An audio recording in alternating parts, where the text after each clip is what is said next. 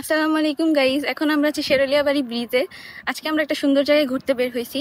এই জায়গাটা কোথায় এবং কিভাবে যাইতে হয় তা থাকবে পুরো ভিডিওতে। আজকে যে জায়গাটায় যাচ্ছি, জায়গাটা অনেক সুন্দর, আশা করি আপনাদেরও ভাল লাগবে। এই জায়গাটায় যাওয়ার জন্য আমি অনেক দিন ধরে এক্সাইটেড হয়ে আছি। আমাদের সাথে আছে ভাইগনা আলামিন আর ছোট ভাই সাদিক। আমরা অলরেডি শ্রীপুর উপজেলার ফাউগান উচ্চ বিদ্যালয়ের মোড়ের সামনে এসে পড়েছি। তো আপনারা গেস করুন আমরা কোথায় যাচ্ছি। এই তো আমরা চলে এসেছি আমাদের গন্তব্য সরলবাড়িতে। চলুন এবার সরলবাড়ির ভেতরে ঢোকা যাক। আপনাদের বলে রাখি, এখানে ঢোকার এন্ট্রি ফি পার পারসন 50 টাকা করে। এবার আসুন আপনাদেরকে ভিতরের ভিউটা দেখাই এবং কিভাবে আসবেন তা বলে দিচ্ছি। এই সুন্দর বাড়িগুলোতে নাইট স্টে করা যায়, এর কস্ট এবং ডিটেলস আমি একটু পরে জানাই দিচ্ছি।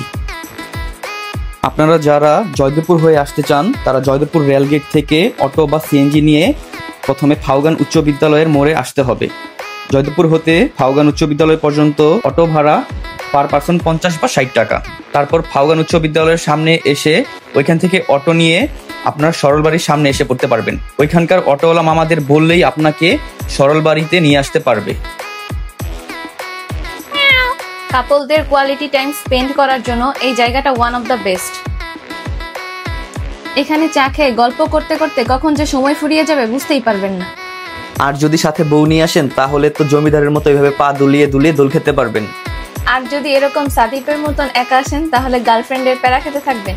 तू मेरे से प्यार करती है या नहीं करती, ये बता दे तू बस। আর আপনি যদি পেট লাভার হয়ে থাকেন তাহলে এখানে আপনার জন্য অনেক সুন্দর সুন্দর কিউট কিউট বিড়াল, কুকুর এগুলোও আছে।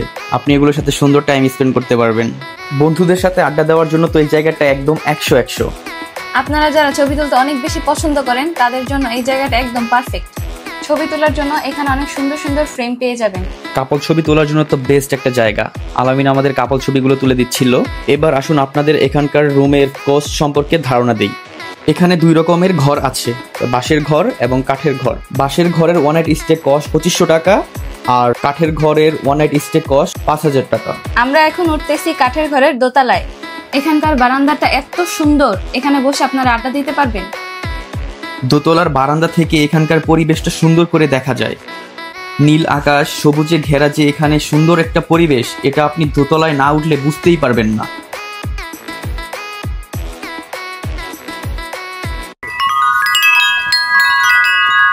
আপনাদেরকে বলে রাখি, এখানে অনেক মজার মজার খাবারের ব্যবস্থা করা আছে।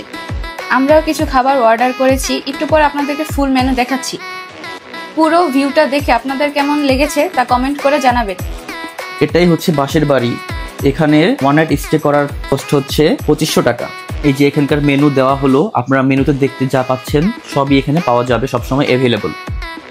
আমরা যেহেতু দুপুরে খাওয়া দাওয়ার পরই রওনা দিয়েছিলাম, তো আমাদের ওইরকম ক্ষুধা ছিল না। তার জন্য আমরা চিড়ে, কলা, দই, পাকোড়া আর ফুচকা অর্ডার করেছিলাম। অর্ডার করার কিছুক্ষণ পরই তারা খাবারগুলো নিয়ে আসে। তারা এত সুন্দর করে খাবারগুলো পরিবেশন করছিল তা দেখে আমরা মুগ্ধ হয়ে গিয়েছিলাম। দেখেই মনে হচ্ছিল খাবারগুলো অনেক মজার হবে। Let's eat. কলা, দই, চিড়েটা অনেক মজার ছিল, এখনো আমার মুখে লেগে আছে। পাকুড়াটাও বেশ মজার ছিল, দই চিড়ের সাথে খেজুরের গুড় দিয়েছিল।